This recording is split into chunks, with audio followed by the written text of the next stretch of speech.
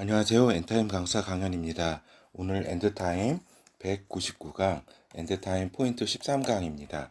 13강, 14강, 15강은 이제 마지막 때 인간의 그 이동에 대해서 좀 살펴보도록 하겠습니다. 그래서 오늘은 좀 여러 가지 기본적인 걸 좀 살펴보고 이제 두 번째 시간에는 이제 유대인의 그 이동, 그 알디아라 그러잖아요. 그렇죠? 그 유대인의 이동에 대해 살펴보고 그 다음 시간에는 이제 그 마지막 때 이제 성도들의 그 이동에 대해서 살펴보도록 하겠습니다.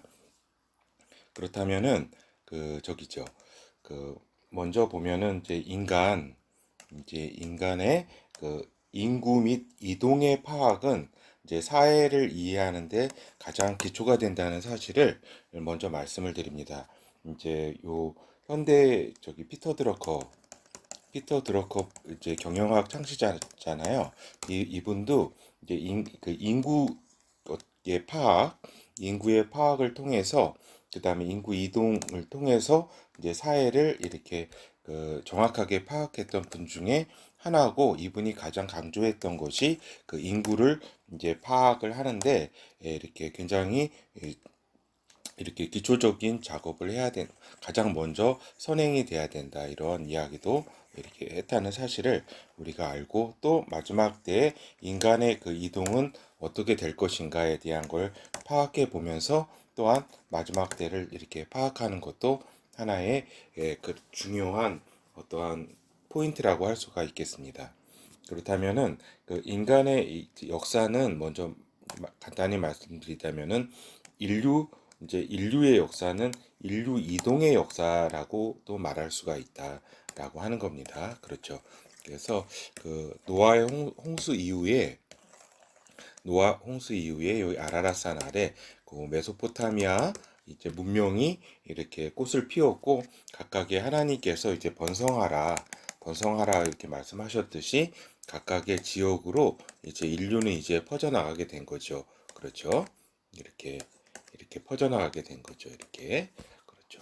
그래서 그런데 이제 글로벌 사회를 우리가 이제 맞닥뜨리게 됐다. 지금 이렇게 지구촌 이렇게 사회라고 그런다. 그래서 우리가 글로벌 사회라고 하면은 실질적으로 이제 이루어진 거는 20세기 이제 중반에서부터 이제 글로벌 사회라는 이제 우리가 표현도 쓰고 이제 그 전에도 물론 이렇게 서로 교류도 하고 뭐 이렇게 여행 이렇게 했지만 20세기 후반 얼마 안 됐죠. 어떻게 보면은 100년도 안 되는 그러한 이제 기간인데 이때부터 전 세계를 그러니까 하나의 이제 지구촌이라고 불리울 정도로 하나의 이제 문명권, 하나의 그 문화권이 물론 이제 각각의 문화는 또 이렇게 다를 수 있겠지만 전체적인 이제 하나의 그 지구 속에서 인간의 어떤 그런 이제 양태가 이제 나타난다라고 하는 겁니다. 그럼 이제 본어를 이제 살펴보도록 하겠습니다. 그렇다면은 이제 인간이 이제 이동하게 되는 그 원인은 크게 우리가 이제 생각해 볼 수가 있겠는데 하나는 이제 그 생존을 위해서 삶의 터전을 잃어버려 가지고 이동하는 경우가 있다. 그리고 이제 자아 실현, 그러니까 나은 곳으로 이제 이동하는 그런 경우가 크게 우리가 그 인간의 이동을 볼 때 이렇게 구별해 볼 수가 있겠다라고 하는 겁니다. 하나는 어쩔 수 없어서 삶의 터전을 잃어서 이동하게 된다. 그리고 또 이렇게 보다 나은 곳으로 그 환경을 변화시키기 위해서 이렇게 이동을 하는 경우가 있는 것이고 또 이제 구체적 원인으로는 이제 전쟁은 어떻게 보면은 가장 많이 사람들을 이동시키는 거죠. 그렇죠? 근데 이제 지금은 이제 이제 어떤 경제적으로 어떤 활동하기 위해서 이건 이제 그 어떤 그 다른 나라에 어떤 출장도 가고 또 여행도 있겠죠. 이동하는 데 있어서는 여행이라는 건 이제 일시적 이동 출장이라든가 여행은 이제 이동이라고 할 수 있겠고 이제 전쟁 또 그리고 정복하면은 그 정복지에 이제 주민을 이제 정책적으로 이제 이동시키잖아요. 그 땅을 차지하기 위해서. 그래서 이제 정복으로 인한 이동, 그다음에 사상과 신앙 박해 때문에 이렇게 이동하는 경우도 있다. 그렇죠. 그리고 이제 기근 등의 이제 경제 문제죠. 이렇게 어려움을 겪게 돼서 이렇게 그 이동하게 되는 경우가 있고, 또 특히 자연재해 등을 통해서 그 많이 이동을 하게 된다라고 하는 겁니다. 그렇죠. 그래서 이제 인간이 이제 글로벌 범위 내에서 이동하는 거는 이제 특별한 이제 일이 되지 않았다라고 하는 겁니다. 그렇죠. 그리고 이제 그 인간의 이동이 이렇게 우리가 간략하게 이제 살펴볼 텐데, 그 여러 가지 이제 이동할 때 이제 처음에 이제 도보로 이렇게 이동을 했다. 그리고 이제 말이라든가 이런 동물들을 이용해서 이제 또 특히 이제 수레 등을 이렇게 이제 인간이 개발하면서 이동하는데 이제 그 이동 수단이 되었고, 또 이제 많은 이제 인류 역사 속에서는 이제 배, 해양을 통한 이제 바다를 통한 이제 배를 통해서 이제 먼 거리까지 이제 이동하게 되었던 거죠. 그렇죠. 그리고 이제 요거는 이제 20세기에 이제 들어서면서는 자동차와 비행기가 이제 이 지구를 이제 지구촌으로 만든 결정적인 계기가 된 거죠. 그렇죠. 속도, 이동 수단이 이제 이렇게 자동차, 비행기, 배 이런 것들이 이제 발달하게 됨으로써 인간이 용이하게 이렇게 지구상에 이제 퍼지게 언제든지 갈 수가 있는 거죠. 쉽게. 그래서 이제 인간은 이제 땅에 퍼지기 시작한 인간은 이제 땅을 번성하게 이제 대라는 이제 하나님의 그 노아에게 주신 그 아담에게도 주시고 또 노아와 그 후손들에게 주셨던 너희들은 땅에 이제 충만하게 번성하라고 하는 그 말씀에 따라서 땅에 번성하게 되는 인간들이었다라고 하는 겁니다. 그렇죠? 그래서 저기잖아요. 그 보면은 이제 야벳 자손은 이렇게 이동을 했고, 이렇게 유럽과 그다음에 함 자손은 이렇게 북아프리카, 가나안, 북아프리카 이쪽으로 이동을 했고, 또 셈 족속은 여기 남은 경우도 있고 또 이동한 경우도 있고, 또 여러 또 인종들이 섞여가면서 이동을 하게 된 거죠. 그리고 여기 북아프리카는 여기 그 해협을 거쳐 가지고 이제 그 여기가 알류산 열도일 거예요. 그렇죠. 알류산 열도를 통해서 또 베링 해협으로도 가는 경우도 있고 했겠죠. 그래서 이렇게 그 북아프리카에 아메리카 대륙에 이렇게 먼저 이동을 했었다. 그런데 이제 신대륙의 이쪽 15세기경부터 이제 신대륙이 발견되면서, 이제 발견이라기보다는 그러니까 서구 문명으로 볼 때는 이제 발명이죠. 거기 원래 그 살고 있었죠. 몽골로이드 인종이 이제 살고 있었지만은 이제 세계사적으로 이제 신대륙의 발견이라고 하는 거죠. 이곳에 신앙의 자유와 선교의 목적을 위해서 이쪽 저기 서구 문명권에서 이렇게 저기죠, 이동을 하게 됐죠. 이동을 해서 살게 되었다라고 하는 겁니다. 그렇지만은 가장 인간의 눈부신 이동은 20세기의 이동이다. 그리고 그것은 이제 경제적 성격으로 이제 그 다음에 아까 얘기한 이러한 교통수단, 과학 문명이 이렇게 여러 가지 발전을 하면서 이렇게 그 이동을 하게 되었다. 그래서 글로벌 사회로의 변화가 20세기에 있었던 것이다라고 하는 겁니다. 그리고 여기 이동수단의 변화는 큰 역할을 하게 되었고, 또 이제 경제적으로 이렇게 여러 가지 그 이동하다 보니까 저개발국에서 선진국으로의 이동, 그렇죠. 결국 이제 선진국이 이동인 저기죠. 북반구로의 이동을 의미하는 거죠. 이렇게 남반구에서 북반구로의 이동이라든가 여러 가지 그런 상황들로 인해서 20세기에 그런 이동이 있었다라고 하는 겁니다.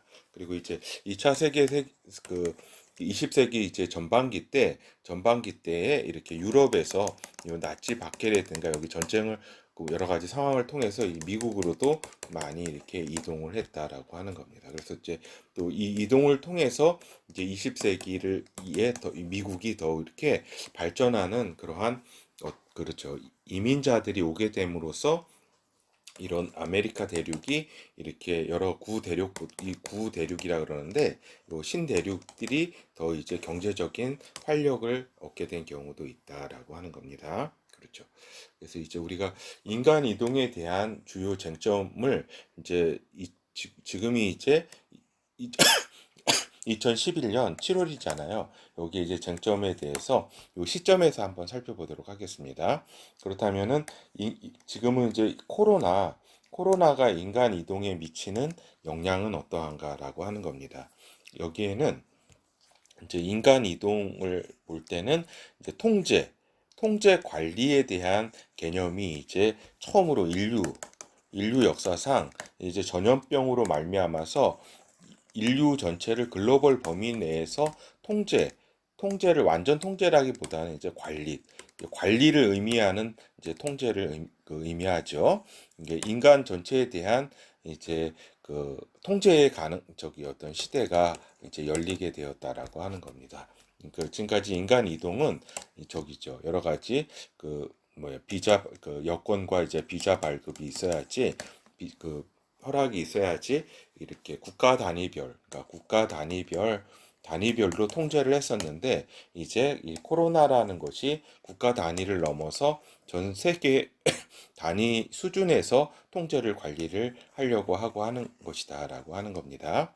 그래서 이제 유엔은 2030 미래 보고서를 2015년에 이렇게 발표를 했습니다. 그래서 이거는 간략히 말해서 세계 통합에 대한 스케줄이다라고 하는 겁니다. 요거는 이제 제가 아마 요때 좀 빠르게 이걸 보긴 했는데 지금처럼 이렇게 실질적으로 이렇게 세계 통합을 위해서 이렇게 실행을 이렇게 급하게 얘네들이 하게 될 줄은 조금 이렇게 하나의 그냥 보고서 수준에서 봤는데 보니까 실행 보고서다라고 하는 이제 이런 사실들을 요즘 느끼게 됩니다. 그렇죠. 나중에 기회가 되면은 2030 미래 보고서 유엔의 그 2030 미래 보고서에 대해서 한번 살펴보는 기회를 갖도록 하겠습니다. 그리고 이제 ID 2020 계획이라는 것이 있는데 이건 다른 얘기로 해서 디지털 신분증을 그 각 세계 사람들에게 부여하겠다고 하는 겁니다. 그러니까 그러니까 인간 번호를 부여해가지고 각각 식별하도록 하겠다. 디지털 신분증을 만들겠다라고 하는 이런 계획이 있는데 이게 이제 2030의 그 어떤 큰 흐름 속에서 이제 이루어지는 것이기도 하고 이것이 이제 빌 게이츠 등 글로벌 세력에 의해 근데 주도가 된다. 이것이 이제 유엔에서 주도가 된다라기보다는 이제 민간 부분 글로벌 기업들의 이제 자금들을 기부하고 이 빌 게이츠 이런 사람들이 앞장서 가지고 이제 어젠더 같은 걸 던지면서 앞잡이 노릇을 하고 있다. 이러한 그렇죠. 그리고 이것은 이제 결국은 세계 단일 정부 수립을 위한 기초 작업이다라고 하는 겁니다. 결국에는 여기가 그 유엔 2030 미래 보고서가 약간 좀 큰 그림을 가지고 있는 그러한 이제 그 단일 정부로 가기 위한 어떤 그런 그 스케줄이라고 한다면 ID 2020 계획은 이제 그 기초 작업을 통해서 이제 디지털 신분증을 이제 각 세계 사람들에게 부여를 하겠다라고 하는 프로젝트입니다. 그렇죠.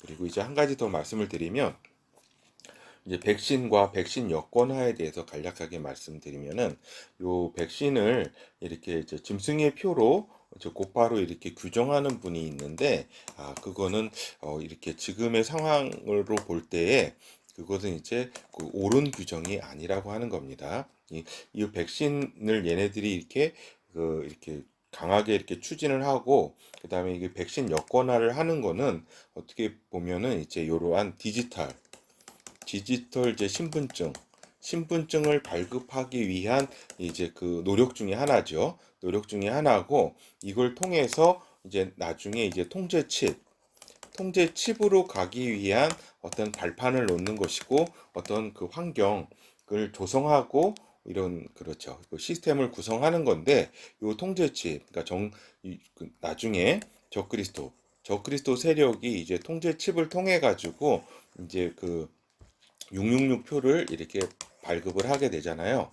거기로 이르는 이제 그 저기죠. 환경과 그 기초 작업 이거는 맞는 말인데 이렇게 맞는 말인데 이 이제 백신을 곧 이제 어떠한 통제칩으로 보고 666표로 보고 이거 백신을 이렇게 완전히 거부하고 하는 그런 거는 이렇게 제가 볼 때는 그 아니다라고 하는 겁니다. 이렇게 백신에 대해서는 그 어떤 맞을 것이냐 안 맞을 것이냐에 대한 판단은 이 백신의 안정성을 판단하셔가지고 그 자기의 판단에 의해서 이제 하되 이것을 이제 그 안정성에 대해서 판단을 해서 자신이 이제 백신을 이렇게 맞고 안 맞고를 결정한 그 해야 된다라고 하는 겁니다. 그래서 저는 그 백신을 맞는 것에 대해서는 이제 반대하지는 않는다. 그리고 또한 분명히 알 것은 지금 백신을 추진하는 세력과 백신 여권화를 추진하는 세력들은 이제 통제 관리를 위한 것이기도 하고, 그 다음에 요 코로나를 이렇게 그 저기죠. 이렇게 여러 가지 핑계로 해가지고 각 사람의 어떤 동선이라든가 파악이라든가 이런 개인정보에 대한 어떤 그 디지털로 파악하고 하는 모든 것들은 다 이제 통제 시스템을 위한 그런 사회로 가기 위한 작업들이다라고 하는 거는 분명하다라고 하는 겁니다. 그래서 이제 그 마지막 때 적그리스도의 출현이 이제 얼마 남지 않은 그러한 시기를 지금 우리가 맞이하고 있다라고 하는 것에 대해서는 우리 그 백신을 이렇게 666표라고 주장하는 분들과 이렇게 얼마 남지 않았다라고 보는 것에 대해서는 동의하지만 백신 자체가 이렇게 666표는 아니다라는 말씀을 이렇게 분명히 드립니다. 그렇죠. 그리고 이제 우리가 그 코로나와 인간 이동에 대해서 난민에 대해서 간략하게 살펴보도록 하겠습니다. 그래서 이제 난민은 이제 인간 이동에 이제 큰 이제 또 상황 우리가 살펴볼 상황이라고 할 수 있겠죠. 그렇죠? 그래서 유엔 난민 고등 판무관 사무소 그러니까 간략하게는 유엔 난민 기구라고도 하죠. 그래서 이제 1949년에 생겼고 여기서 이제 유엔 공식 기구인 만큼 난민에 대한 정의를 내리고 여러 가지 이제 절차들 난민에 대한 이런 각 국가별 이제 수용 절차 이런 것들을 이제 마련해 가지고 이제 각 나라들이 난민에 대한 보호를 하도록 하는 어떤 기구입니다. 그래서 이제 전 세계 난민의 수를 7,900만 명으로 이제 1919년에 이렇게 집계를 했다. 근데 이제 여기에는 국내 실향민도 난민에 포함시킨다. 개념 속에서는 4,570만 명, 그러니까 57% 정도를 이제 또 이렇게 그러니까 꼭 난민이 다른 타국에서의 난민이 아니라 그 자국 내 중에서도 떠돌아다니고 그 터전을 잃어서 그런 상황까지도 난민으로 규정된다라고 하는 겁니다. 그래서 2,960만 명은 지금 국외로의 어떤 난민이다. 한 3천만 명 정도가 이제 국외를 떠돌고 있는 것이다라고 하는 것이고 420만 명은 난민 신청을 한 후 지금 결과를 기다리는 중이다라고 하는 겁니다. 그리고 이제 시리아 난민은 이제 10년 동안에 이렇게 내전 상태에 있어서 1,320만 명으로 이제 파악하고 있다. 유엔에서는 그래서 전 세계 난민의 6분의 1의 규모를 이렇게 차지하고 있는 것이다. 그리고 이제 난민을 이렇게 볼 때 유엔은 이제 친 팔레스타인 그런 성향을 갖고 있어서 또한 유엔 팔레스타인 난민 구호 사무소 그러니까 간략하게는 유엔 팔레스타인 그 난민 기구라고도 이제 하는데 거기에서 이제 그 팔레스타인에 대한 구호 활동을 이제 펼치고 있다라고 하는 겁니다. 그래서 이스라엘 관련 뉴스에서 이러한 이제 요 사무소에서 일하는 그 상황들이 많이 이렇게 그 언론을 타고 이렇게 나오기 때문에 제가 간략하게 말씀드린 겁니다. 그래서 이제 난민과 이민을 구별할 필요가 있다. 그러니까 난민은 refugees 하고 그 다음에 이제 이민은 immigrant죠. 그렇죠. 그러니까 요거는 이민. 그러니까 이제 이동은 이제 난민과 이민을 다 포괄하는 개념이지만 요 레피지즈하고 이제 이미그런트 요건 이제 구분을 통해서 이제 그 경제적 상황이라든가 이런 종합 판단을 해서 이제 판단을 해야 되는데 단순 이민의 경우에는 이제 난민에서 배제시키고 있다라고 하는 겁니다. 그렇죠. 그리고 이제 그 특이할 사항이 타국과의 전쟁보다는 내전을 통해서 난민이 이제 더 많이 발생한다라고 하는 겁니다. 그러니까 타국과 이렇게 두 나라가 이렇게 여러 가지 전쟁을 하게 될 때 이렇게 도망가는 경우도 있지만 웬만해서는 여기서 그냥 그 저긴데 일이 그 지역 내에서 펼쳐지는데 이제 내전인 경우는 거의 이제 거의 더 잔혹하거든요. 어떤 면에서는 이건 군대와 군대의 싸움이라고 이렇게 정부와 정부, 군대와 군대의 싸움이 전쟁이라면 이렇게 난민은 저기죠. 어떤 자국민들 사이에 완전히 첨예하게 싸우는 거기 때문에 더 잔인하다. 그래서 이렇게 난민이 많이 발생하게 된다라고 하는 겁니다. 그래서 이제 그 국내 실향민도 이제 수단 같은 내전 같은 경우는 한 500만 명이 발생했다고 이제 여러 가지 이제 기관에서는 이제 이야기하고 있다. 그리고 내전 지역이었던 곳, 수단, 이디오피아, 베트남 이런 곳에서 우리가 많은 난민들이 발생했었잖아요. 그리고 또 해양 난민으로서 베트남의 어떤 포트피플 이렇게 유명하잖아요. 그렇죠?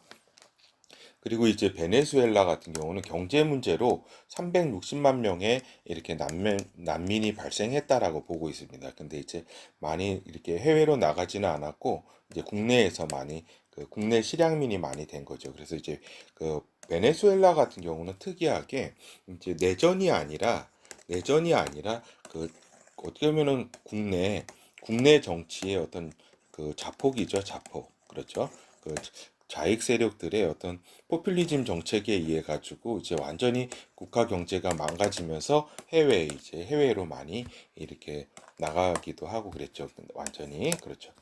우리나라도 위험하죠, 사실은. 물론 여기까지는 가지 않겠지만은 이러한 길로 가려고 하는 그러한 성향이 이렇게 있다라고 하는 것을 우리가 주의를 하도록 해야 되겠습니다. 그리고 이제 현 난민 이제 문제의 초점은 어느냐. 지금 이제 이 부분이 좀 중요합니다. 현 난민 문제의 초점은 이제 중동 사태다. 이라크, 시리아, 리비아, 예멘 등 이런 이제 특히 이제 내전들을 통해 가지고 이렇게 여기에서 엄청나게 많은 이제 중동 지역에서 난민이 이렇게 발생했다라고 하는 것이 지금 이 시대의 가장 마지막 때에 있어서 가장 유심히 봐야 할 유심히 이 촉각을 곤두세우고 봐야 할 상황이다. 이들은 유럽으로 행하고 있다. 그리고 이 유럽 내 그 갈등 사항을 이렇게 발생하게 하고 또 유럽의 이제 분열 원인 중에 하나다라고 하는 겁니다. 그렇죠. 이제 간략하게 살펴보면은 그 이제 유럽에 와서 난민들이 이렇게 범죄를 이렇게 저지르기도 하고 난민들에 대한 또한 이제 범죄들이 이렇게 벌어진다라고 하는 것이고 또 이제 북유럽, 남유럽, 동유럽의 입장들이 다 다르다라고 하는 겁니다. 이제 간략하게 얘기해서 여기 그 남유럽 있잖아요. 남유럽은 이제 중동 사태에 역사적으로 개입을 했고 여러 가지 그 여기에 이제 분란의 어떤 원인을 제공한 측면이 있습니다. 남유럽 같은 경우. 그래서 남유럽 같은 경우는 요 난민을 받아들이지 않을 수 없는 그러한 어떤 그러니까 도의적 어떤 책임도 있다라고 하는 겁니다. 남유럽은. 그래서 남유럽의 이제 그 대다수의 중동 난민들이 남유럽으로 들어가고 있다라고 하는 것이고, 이제 요 북유럽 같은 경우는 난민에 대해서 굉장히 거부감을 많이 느낀다. 그리고 여기 중동 개입에 있어서 그렇게 역사적 책임이 있는 것은 아니다라고 하는 겁니다. 그리고 여기에 좀 그 책임에서 자유롭기 때문에 북유럽에서는 난민들에 대해서 이렇게 거부감을 가지고 잘 받아들이려 하지 않는다라고 하는 것입니다.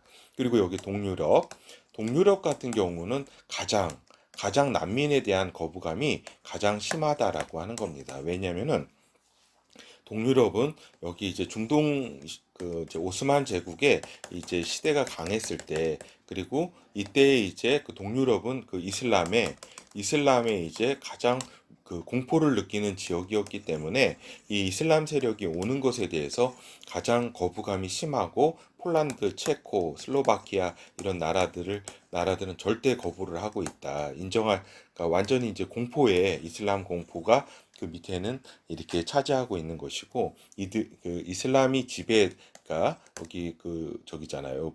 발칸 반도 지역은 거의 그 오스만 제국의 그 한 3, 400년의 지배를 받았기 때문에 그렇죠.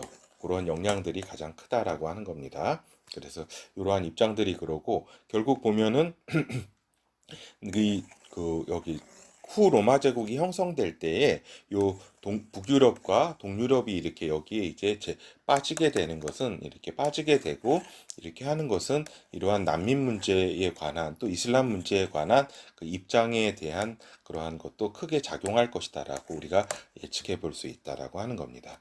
근데 이제 요 중동 난민의 특징은 무엇이냐면, 일반 난민의 경우에는 난민으로 이렇게 들어가더라도 크게 그 주류 사회에 도전하지 않고, 좀 어떻게 보면 한쪽에서 그냥 자신들의 생존을 위해서 이렇게 산다라고 하는 겁니다. 근데 이제 중동 난민의 특징은 뭐냐면, 이슬람 종교를 이렇게 가지고 있고, 그 다음에 다산, 그러니까 아이를 많이 낳고, 그 다음에 기존 사회에 대한 위협이 된다라고 하는 겁니다. 그러니까 요 유럽 지역에 위협이 되는, 그러니까 종교를 가지고 있고, 그 종교가 굉장히 그 그래서 원리주의적인, 그리고 여기 IS 이렇게 이슬람 테러 단체라든가 이런 데서 이런 난민들 속에 자신들의 이제 그 저기죠, 그 사람들을 끼워서 이렇게 그 난민으로 들어가서 살게 하다가 거기서 테러를 일으키고, 이 그 기독교 세력 유대교에 대한 테러 등을 일으키고 이러기 때문에 어떤 사회 불안을 일으키는 그 어떤 성격이 강하다. 이것이 그 중동 난민의 이제 특색이기도 하다. 다른 세계 각각의 난민들이 많이 있지만, 이렇게 중동 난민처럼 이렇게 어떤 그 정체성이 확고하게 이렇게 그 되어 있는 경우는 이렇게 없다라고 하는 겁니다. 그렇죠.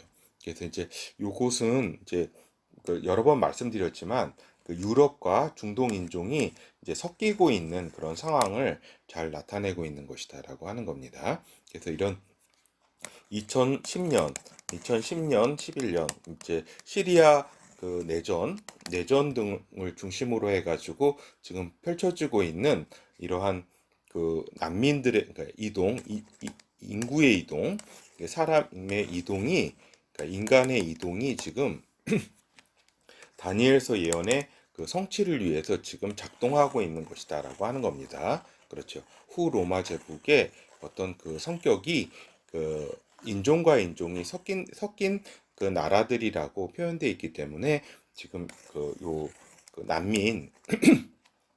난민이지만 이제 인간의 이동이 이제 이러한 성격을 갖고 있다라고 하는 겁니다.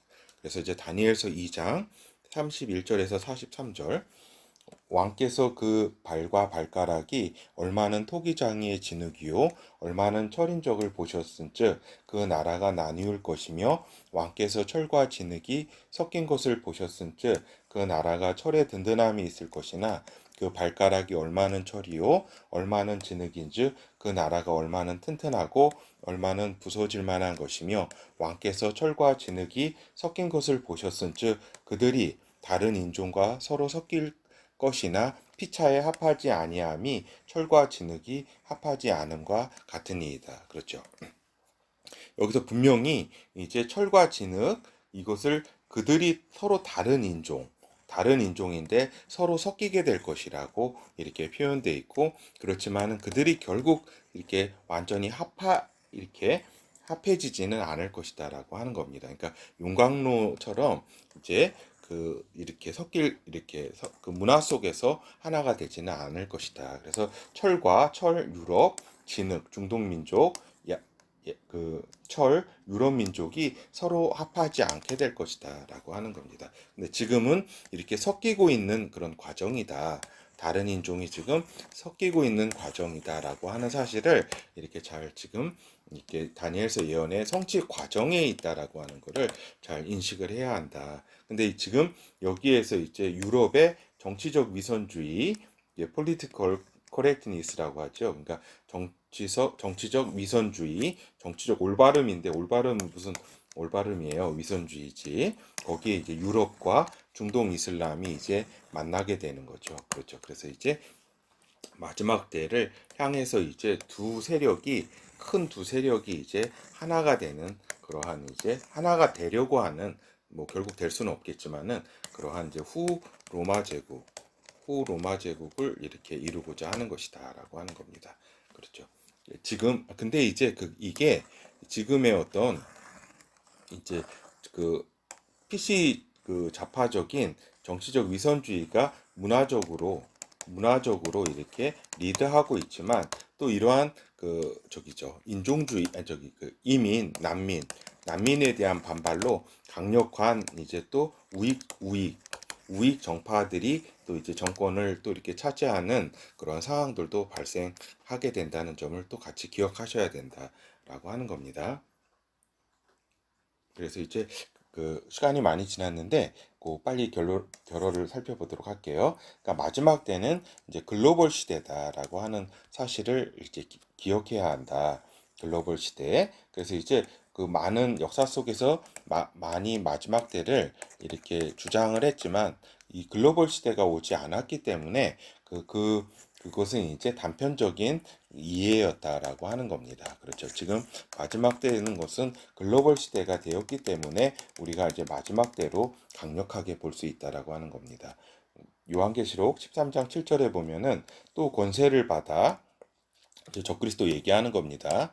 성도들과 싸워 이기게 되고 각 족속과 백성과 방언과 나라를 다스리는 권세를 받으니. 그러니까 여기 이제 각 모든 족속과 백성과 방언과 나라를 다스리는 권세를 적 그리스도가 얻었다라고 사단으로부터 받아가지고 이제 마지막 때를 이제 형성된다라고 하는 것입니다. 그러니까 여기서 각 모든 나라와 백성들이 다 적그리스도에게 복종하게 될 것이라고 예언에 기록되어 있기 때문에 이제 글로벌 시대를 전제로 하는 거죠. 전제. 글로벌 시대가 돼야지 이제 각 족속과 모든 나라들이 적그리스도에게 복종하게 되는 그렇게 상황이기 때문에 그렇습니다. 그렇죠. 그래서 이제 글로벌 시대라고 하는 것은 마지막 때가 이제 진짜 가까웠다라고 하는 이야기입니다. 그리고 지금 마지막 때 이제 후 로마 제국은 인종이 섞여 있는 열왕의 시기이다. 10개국 연합의 시기인데 이제 곧 이제 지금 인종이 이제 섞이고 있는 2010년 이후로부터 인종이 굉장히 섞이고 있는 그러한 시기이다. 그래서 곧 조만간에 후 로마 제국이 이제 나오게 된다라고 하는 사실을 기억하셔야 된다. 그리고 이거 시리아, 리비아 난민들이 지금 유럽으로 특히 10년 이후에 이동하는 것은 분명한 마지막 때 현상인 것이다라고 하는 것을 잘 기억해야 한다라고 하는 겁니다. 그렇죠. 그래서 감사합니다.